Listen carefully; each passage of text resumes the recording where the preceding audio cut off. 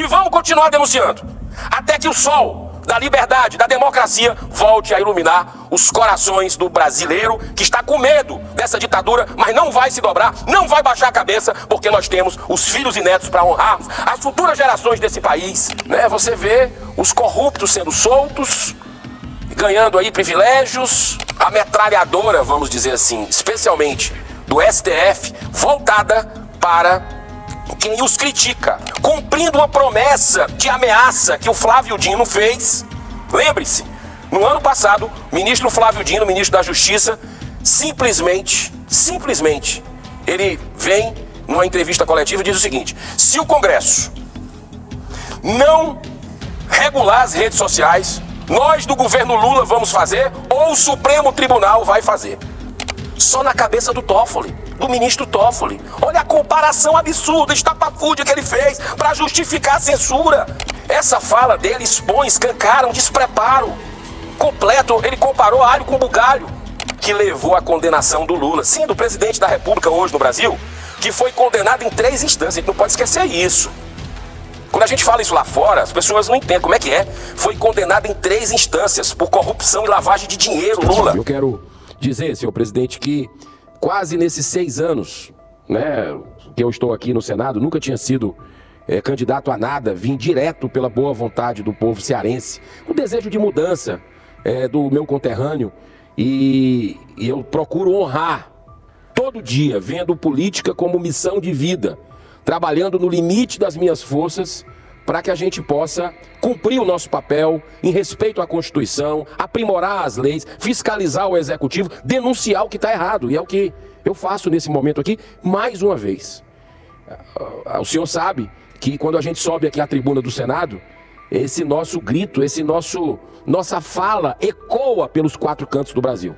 Andando pelo interior do Ceará, que eu sempre faço, né?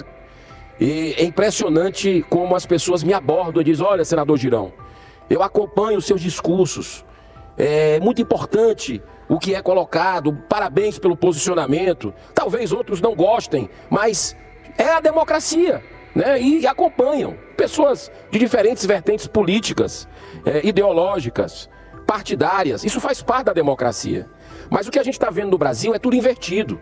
O que nós estamos vendo no Brasil é inversão de prioridades e de valores e princípios, né? Você vê os corruptos sendo soltos, ganhando aí privilégios, e ao mesmo tempo você vê quem cumpre a lei sendo perseguido de forma implacável.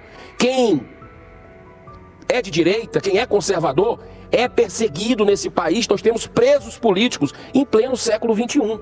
E a gente não pode se calar. Se fosse alguém do PT que estivesse sofrendo isso, por exemplo, que eu tenho muitas restrições e coloco aqui as incoerências, mas eu defenderia a liberdade de expressão. A gente não pode se calar com o que está errado. A Constituição é justamente esse norte para que a gente possa ter justiça para todos. Mas o que nós estamos vendo aí é a metralhadora, vamos dizer assim, especialmente do STF, voltada para quem os critica, quem coloca os seus abusos de forma clara. E eu quero justamente falar sobre esse assunto hoje, que é o assunto da semana, e vai ser da próxima também, que é o julgamento nefasto, irresponsável, inoportuno, para controlar as redes sociais no Brasil, lá no STF. Ora, senhoras e senhores, vamos pensar junto aqui, independente se você não concorda comigo, se você tem um pensamento diferente, faz parte, eu respeito e procuro até dialogar nas redes sociais. Quem me segue no Instagram, no X, especialmente no Instagram, que é o que eu acompanho mais de perto, sabe que eu respondo todo mundo que me coloca e me faz questionamentos e críticas. Mas eu quero que você pense comigo, vamos jogar luz aqui, vamos jogar luz. Nesse momento a gente precisa ter serenidade, mais do que nunca, né? Porque o mundo está de cabeça para baixo. É correto o que está acontecendo com os brasileiros? Essa é a pergunta. Você não acha que tem um exagero? Olha, veja bem, nós somos aqui 81 senadores. Aqui do outro lado, 50 metros daqui, tem a Câmara dos Deputados, que tem 513 deputados federais. Vamos lá. Arredondando 600 parlamentares. Eles fazem o Marco Civil da Internet em 2014. debatem a exaustão, fazem audiência pública, faz tudo, vota. Aí chega no presidente da República, é aprovado, chega no presidente da República, o presidente da República sanciona. 2014, nós estamos 10 anos depois, 2024. Aí agora,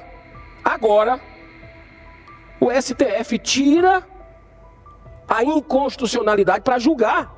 10 anos depois do que todo o processo legislativo que custou dinheiro para o seu bolso, brasileiro e brasileira. Porque o nosso salário não é barato. As nossas equipes têm um custo que você paga. Assessoria, essa luz aqui, toda a estrutura de carro, de pagamentos, tudo de fornecedores. Você que paga. Só o Senado são 6 bi, B de bola e de índio, 6 bilhões de reais.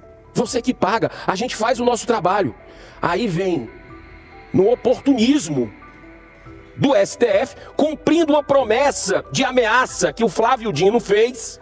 Lembre-se, no ano passado, o ministro Flávio Dino, ministro da Justiça, simplesmente, ele vem numa entrevista coletiva e diz o seguinte: se o Congresso não regular as redes sociais, nós do governo Lula vamos fazer, ou o Supremo Tribunal vai fazer.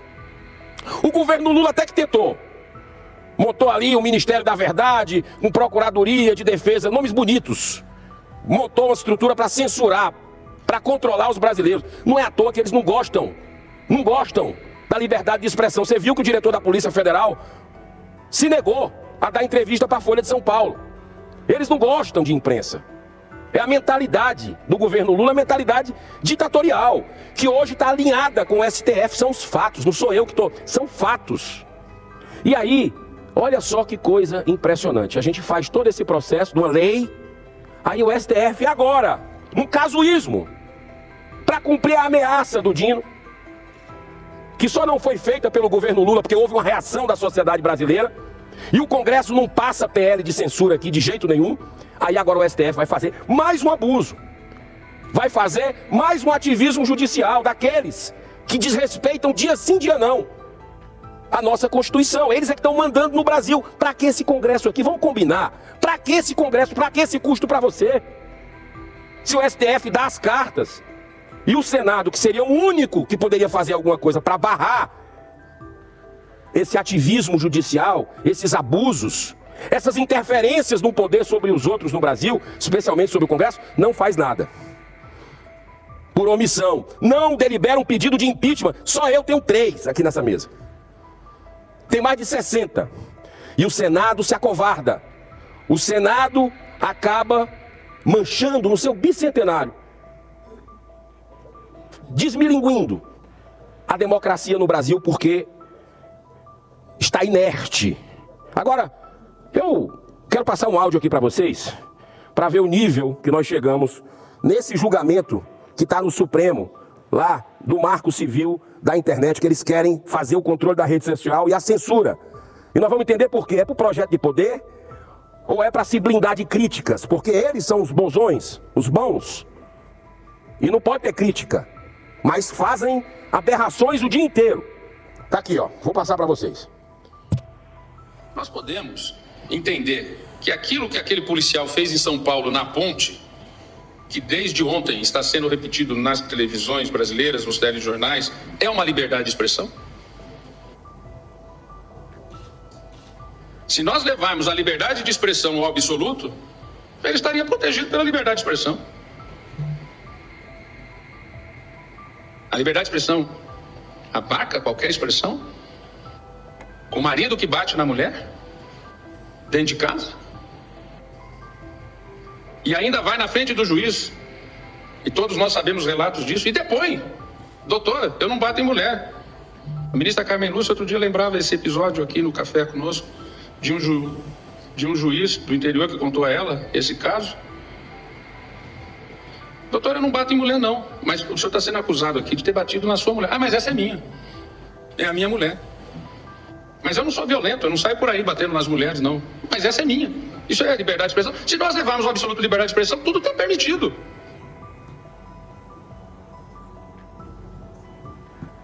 Parece brincadeira, mas você ouviu. É como colocou o Deltan Dallagnol. Nunca, jamais, em nenhum lugar algum, em nenhum momento, ninguém cogitou que o direito à liberdade de expressão engloba também jogar pessoas de ponte, espancar esposa, só na cabeça do Toffoli, do ministro Toffoli. Olha a comparação absurda, estapafúrdia que ele fez para justificar a censura. Cadê a racionalidade? Cadê o bom senso? Cadê as pessoas de bom senso desse país para chegar e dizer, ó, tá aí, eles não têm nem argumento. Mas querem calar você. Querem jogar uma pá de cal no restinho de democracia que a gente ainda pode ter. Essas declarações, com analogias referentes à liberdade de expressão, são tão absurdas do ministro Toffoli que jamais chamariam a atenção se fossem ditas por alguma pessoa que tivesse um sinal de embriaguez e fosse um ignorante jurídico. Nós estamos falando de um voto de um ministro do Supremo, pessoal. Um dos julgamentos mais arbitrários da história do STF, pois tem um duplo objetivo: controle das redes sociais e legitimação da censura no Brasil, ferindo de morte a nossa Constituição. Essa mesma Constituição exige apenas duas condições essenciais para que uma pessoa possa ser indicada para a Suprema Corte brasileira. Sabe qual é a primeira? A primeira é o notório ou notável saber jurídico. Isso significa, na visão dos constituintes, que não basta apenas a formação superior em direito. É muito mais do que isso. Trata-se de um conhecimento acima da média, demonstrado ao longo da vida. A segunda condição é a reputação ilibada. Novamente, os constituintes quiseram destacar que essa pessoa deve desfrutar no âmbito da sociedade de uma reconhecida idoneidade moral. Ou seja, qualidade de uma pessoa íntegra, sem manchas na vida, em outras palavras, incorruptível. Essas últimas declarações, completamente desconexas do ministro, vêm corroborar que ele não atende à condição definida pela Constituição, pois sua carreira jurídica foi limitadíssima, como advogado do PT. Essa fala dele expõe, escancara um despreparo completo. Ele comparou alho com bugalho, banana com melancia. Ele comparou coisas que não têm relação. O Toffoli também ganhou uma péssima notoriedade quando anulou as condenações de Marcelo Odebrecht e do empresário Léo Pinheiro, ex-presidente da OAS. Ambos foram os principais colaboradores da Lava Jato e, como réus confessos, aceitaram devolver aos cofres públicos mais de 10 bilhões de reais que roubaram do povo brasileiro. O Toffoli foi lá e anulou. Ou seja, esse dinheiro caiu do céu. Daqui a pouco, esse dinheiro desviado, nós vamos ter que devolver para os caras que desviaram, porque esse dinheiro voltou para o Brasil. Além disso, foi Léo Pinheiro, senhor presidente, que apresentou as principais provas materiais e testemunhais sobre o escândalo do triplex do Guarujá, que levou à condenação do Lula. Sim, do presidente da República hoje no Brasil, que foi condenado em 3 instâncias. A gente não pode esquecer isso. Quando a gente fala isso lá fora, as pessoas não entendem como é que é. Foi condenado em 3 instâncias por corrupção e lavagem de dinheiro, Lula. Detalhe, por dezenas de juízes. Na primeira instância, que um colega nosso sentenciou, o Sérgio Moro, quando chegou na segunda, aumentaram a pena porque viram que tinha coisas mais graves, que mereciam a pena maior. Aí, por um malabarismo jurídico, o STF resolve por um CEP. Por um CEP. Ou seja, não diz que ele foi absolvido. O processo apenas foi invalidado porque foi feito no lugar errado. Mas está lá, o nome de Lula é citado em centenas de vezes em delações premiadas. Isso ninguém apaga da história, não. Isso é a verdade sempre triunfa, tá? Mas cedo ou mais tarde, a verdade sempre triunfa. É a história da humanidade que mostra isso. E o bem vai prevalecer, a justiça vai prevalecer. Agora, senhor presidente, foi justamente o Marcelo Odebrecht o responsável pela organização de um departamento em sua empresa, exclusivamente para administrar o pagamento de propina. O que é que você precisa de mais sinal? E ele dava os codinomes aos políticos corruptos. Um dos codinomes que teve a maior repercussão até hoje foi o amigo do meu pai. Adivinha? Puxa na história. 2019, o amigo do meu pai, a gente chegando aqui no Senado, começa a ver o enterro da Lava Jato a partir de decisões do Supremo Tribunal Federal, que deveria avançar com a Lava Jato. Tinha dever moral de avançar nessa nação, um trabalho feito por funcionários públicos exemplares da Justiça Federal, delegados da Polícia Federal, promotores públicos. Mas não, retrocedeu.